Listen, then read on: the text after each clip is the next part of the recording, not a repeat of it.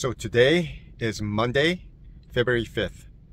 We had this epic storm from yesterday till I think it's supposed to last a couple more days. Anyway, we had this epic storm in Southern California, and strange, the day that we have this epic storm, I don't get sent to Phoenix. I get sent up north. Well, actually, I get sent up down to I did a local drop in San Bernardino, pick up and drop, and then I also had a pickup in Santa Fe Springs. This is all Southern California, and then I'm headed on my way up to Sacramento. So you figure California gets hit by rain, and we don't go to Phoenix. We stay in California. It's all right though. Yeah, but it was a wild day because I just saw accidents left and right on, when you're on the road, when you're on the freeway and you're just driving around, you see everything, and imagine like you see an accident once in a while when you're driving your personal car, but if you're on the road for what, 8-10 plus hours a day, you'll see a lot more. So yeah, it was a pretty challenging day. It was nonstop rain, constant rain. It wasn't so much that it was heavy rain, but it was just constant. So there's a lot of flooding, a lot of I don't know, maybe I brought it with me from Houston from the other week. So I was outside. I had to do some stuff with my buddy, and we were trying to adjust some stuff on the trailer. It's some minor things. It's better to take care of it ourselves, because if you take it to maintenance, it takes forever, and waiting it takes too much time. So if it's minor, then we just touch it up, right? He had all the tools, so he came by and worked on it and helped me out. But while I was outside watching all of this happen, yeah, I didn't wear my waterproof boots. I wore my comfortable boots, and thinking that it was waterproof, it wasn't waterproof. My socks were completely drenched, so yeah, go figure.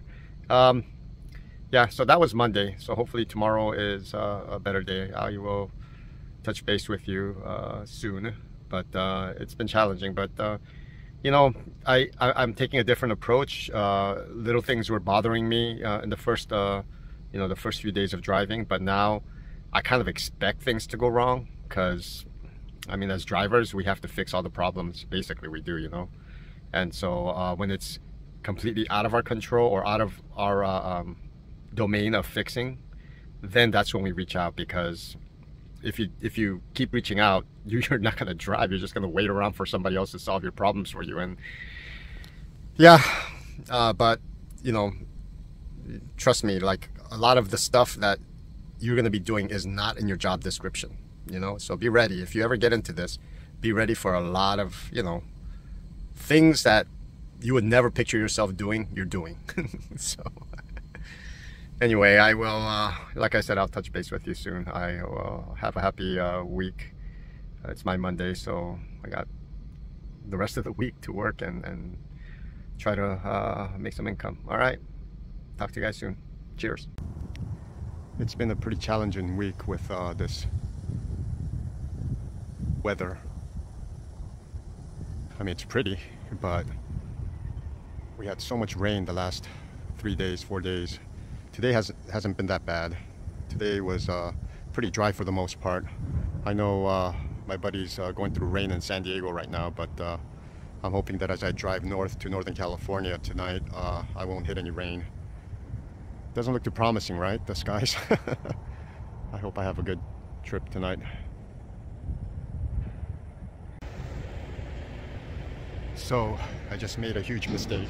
Well, it's not a huge mistake, it was a small minor mistake, but it ended up being a huge mistake because I was the second person in line while trying to get a spot on one of the loading docks here. And when I talked to the guy, they have this online web thing. It's an app, and so you basically fill in information about your load, purchase order number and all that stuff, and you put your truck number, your driver's license number, everything else. I put all that in. They said destination city.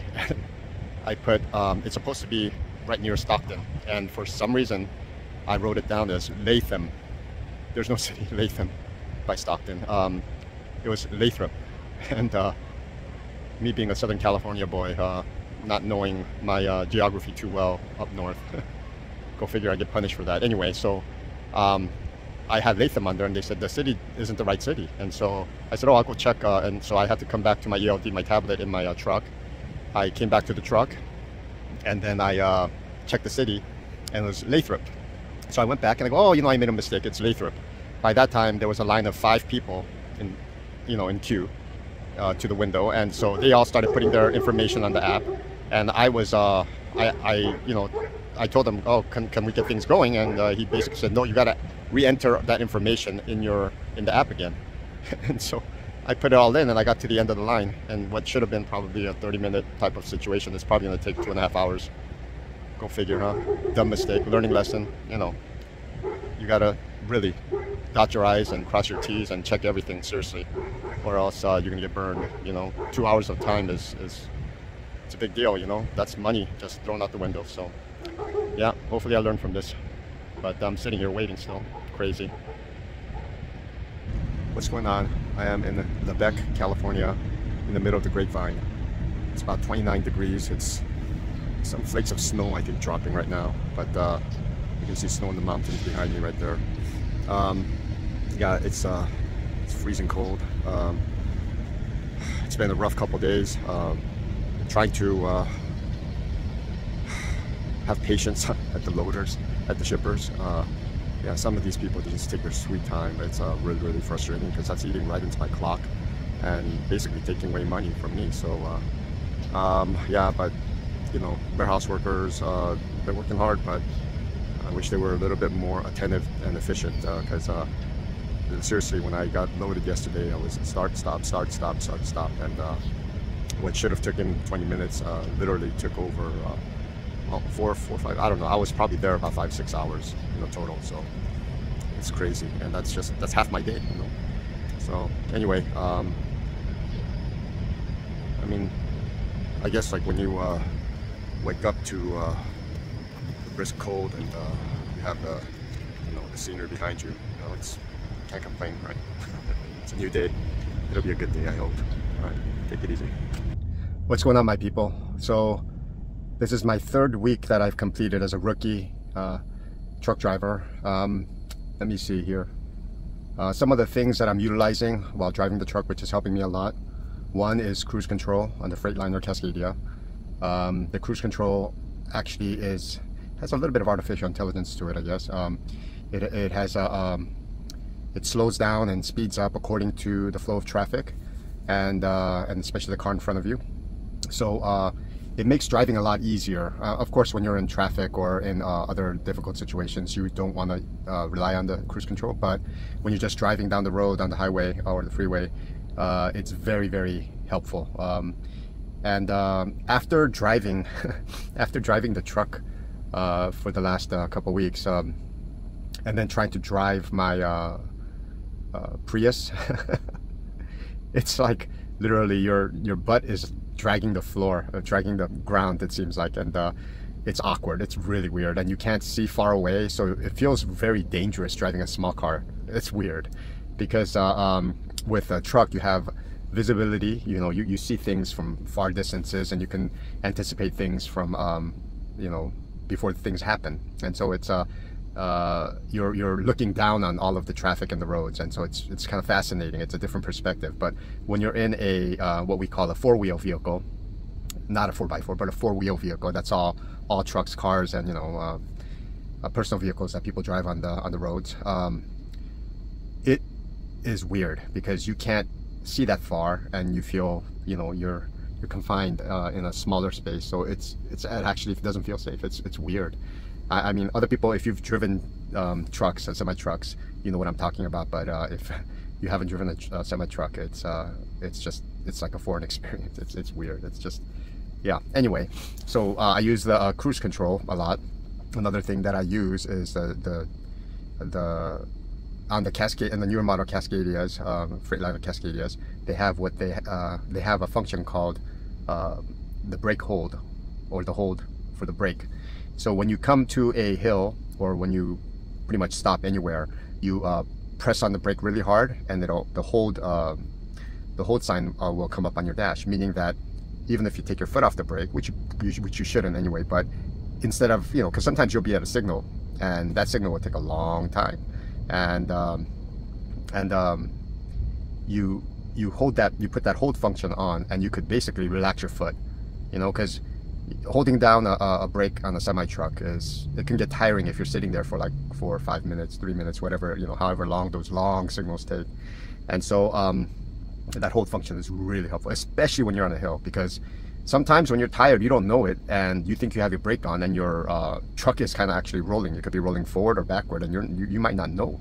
And so, it's probably, at that time, it's probably not a good time to continue driving. But, you're going to come into situations where you have to hold on to your brake. And so that when you press that brake and put the hold function on, it's really convenient. And so you don't have to stress out about the truck rolling forward or backwards, and especially on a hill. Next function that I like using is the Jake brake. So the Jake brake is basically it's your engine functioning as a brake. It slows down, revs high, and controls the speed of the vehicle through the power of the engine. So when I put it on Jake brake setting 1 in stop and go or slow and go traffic, because we have a lot of loads that are going back and forth into cities, especially Southern California. A lot of the freeways here, it gets congested in Southern California, and even Northern California gets congested. And so having that Jake brake 1 setting and just driving, it makes a world of difference, because you feel like you have more control of the vehicle, especially when you have a little bit of a heavier load. Because there are times when I have the heavy load and I want to brake, and it feels like I need a lot more distance. And people say the heavier the load, the better you're braking. But I don't know, maybe it's psychological, but it feels like I want to be extra cautious. I've seen so many videos of accidents, and I've heard horror stories. Just a buddy of mine just got in an accident where the other truck, this person lost control. They had a heavy load. It was bad weather. We had bad weather this past week, and they were coming down the hill, and they lost control for a split second, and then that truck ran into my friend's truck. Unfortunately, that person had a pet in their truck, and the pet passed away because it was such a bad accident.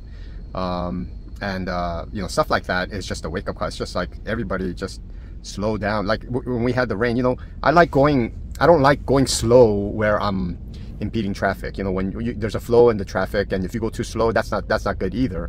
But more important than that is the safety, the safety issue. And if as a truck you feel like the safest thing to do is go slower, then we need to go slower, right? And especially in bad weather, especially when it rains, or like we had some downpours in California here this past week. And when I was driving the small car, I kid you not, it felt, before, when I used to drive in the rain, it was like nothing. But now, knowing what I know as a driver and seeing all the accidents, because as truck drivers, you see accidents left and right.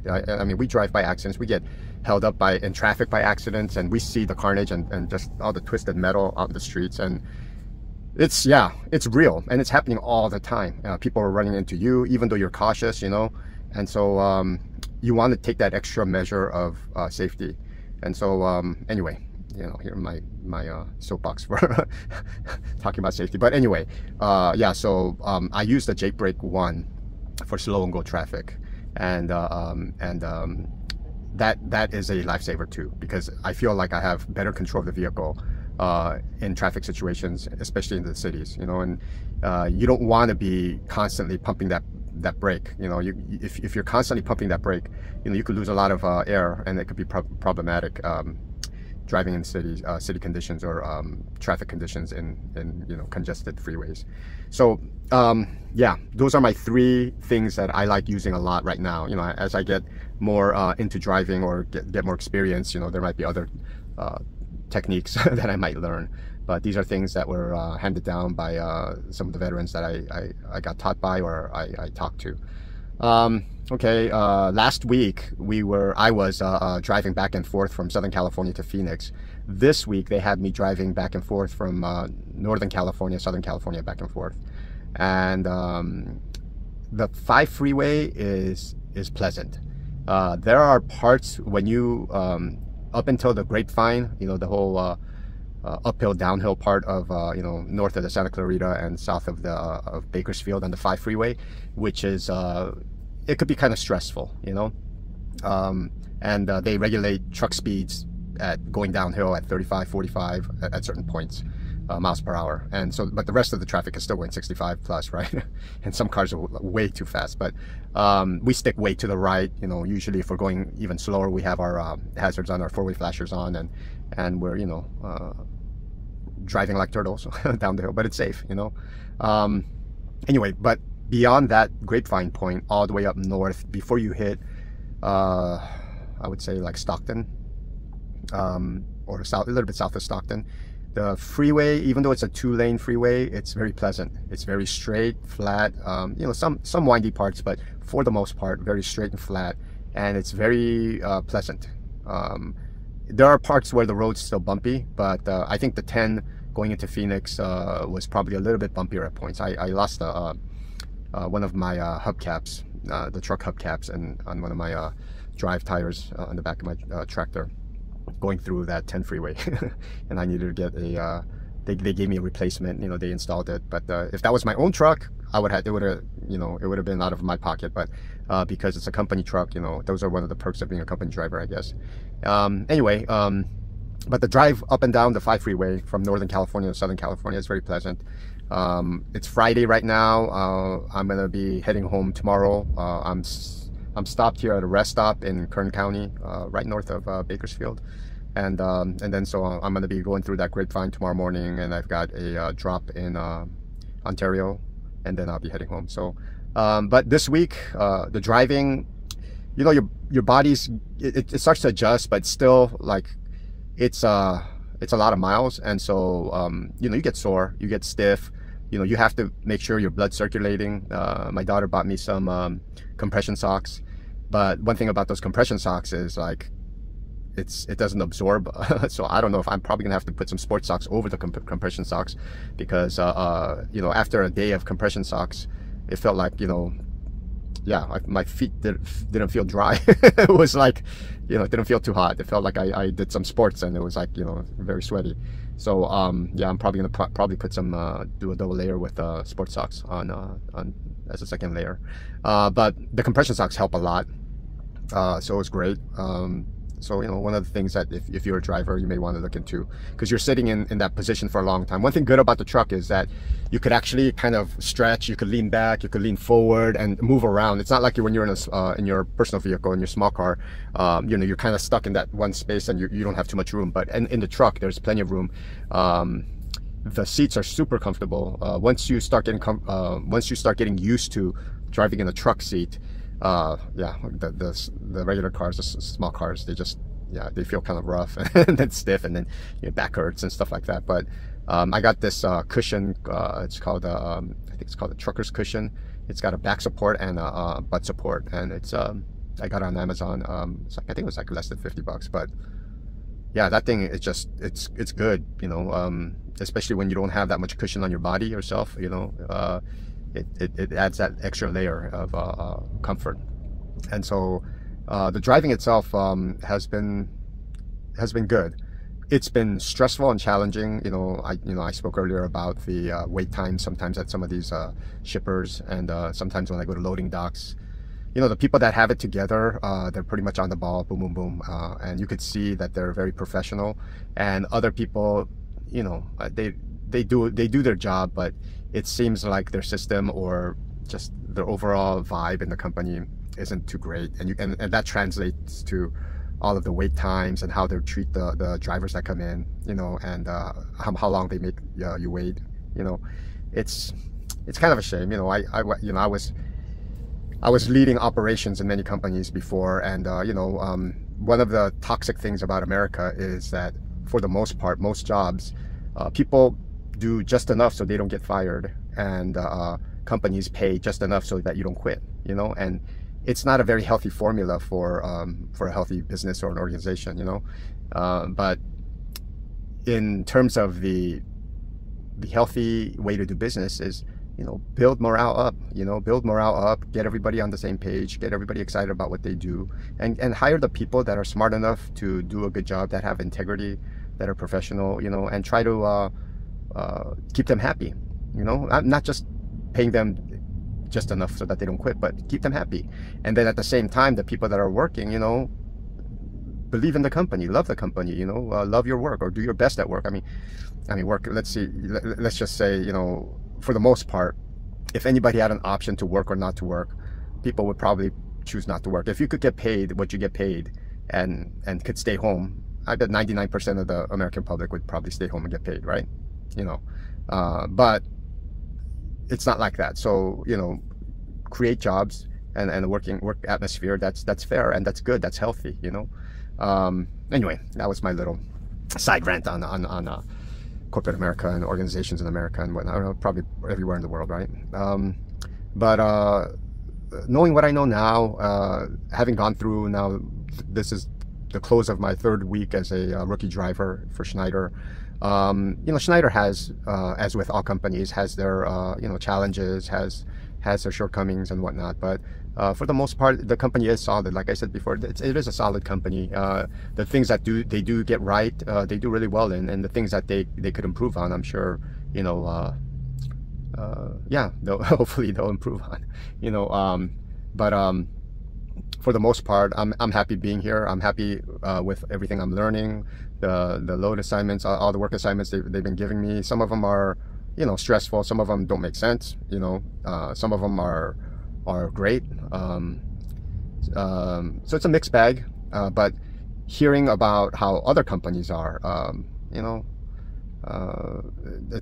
there's a lot of companies out there. I don't even know how they stay in business. You know, so it is what it is. And with my level of exposure to all the different companies, I probably don't have any weight to say this or that is better or anything like that, you know. So, you know, now in terms of driving, this job isn't for everybody. Let's be honest. Like, one, you gotta love driving, you gotta be comfortable with driving, and two, you have to prepare your mind and your expectations to what you're getting yourself into, because this job is it's hard work, it's stressful, it comes with a lot of challenges, and you know, if you think about the pay and the amount of hours you put in, it's not great pay, but you do get a lot of hours and you get a lot of miles. That's a trade-off, right? But it's like that with, I think, every job that you get into, because I've been there and done that. I've been on the business owner side, I've been on the employee side, I've been in middle management, upper management, you know, I've done a lot of it. And when it comes to work itself, there's a trade-off. There's always constantly a trade-off of the good and the bad, the pros and the cons, the benefits that outweigh the benefits versus the negatives, right? And I would say that you choose your poison, basically, when it comes to work. So if somebody sells you on the idea, oh, trucking is great, maybe great for that person or some people, but not for everybody. You know, you can say, oh yeah, you know, you should get into management, or you should get into sales, or you should get into XYZ. But you know what? If you're not wired for that, it's probably not a good idea. And at the same time, work is work. You know, they pay you money because you're doing something that probably other people don't want to do, right?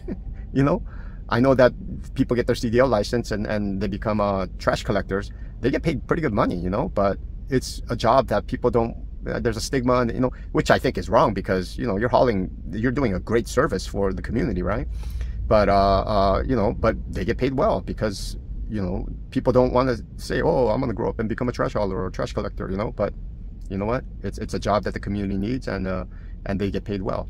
So it's like the work itself, you have to measure the pros and the cons, basically. And so for some of you older guys thinking, should I get into it at my age? You know, I have back problems. I have you know, I'm not in the best physical shape as you know, because I used to wrestle, and I used to be an athlete when I was younger, and you know, I was always in pretty decent shape. And then I got married and I started getting a gut, and you know, but yeah, but actually, before I started this trucking journey, I started using the treadmill, and you know, something as simple as a treadmill. You know, I couldn't really run because the impact on the joints and the back wasn't good. So I did a fast walk. So I did the setting was on a 4 on the treadmill. So it's like, I think 4 miles per hour, basically, right?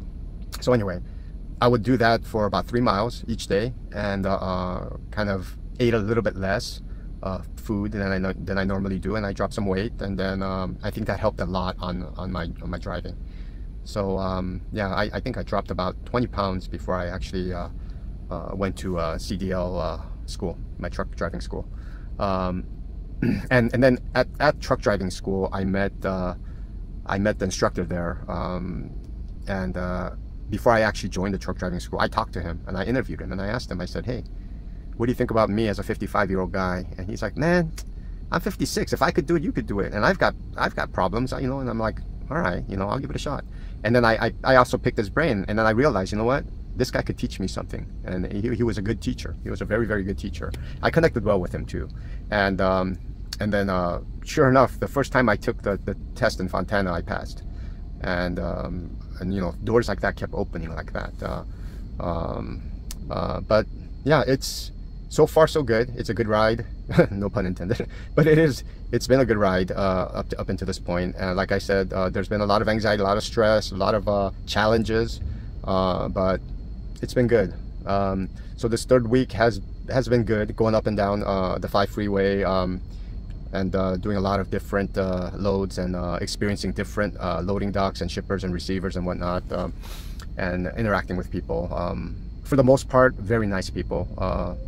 Some very efficient, and some departments very inefficient. You know, but I mean, that's how it is, right? Some, like, you can go get food, and some restaurants are really good at service, and some restaurants aren't that good, but they still have good food, right? You know. So I think a lot of these experiences are gonna just keep adding up, so that we could avoid difficult situations, or know how to handle difficult situations in the future. And most of you veterans, if you watch my video, you probably have years of that kind of experience, right?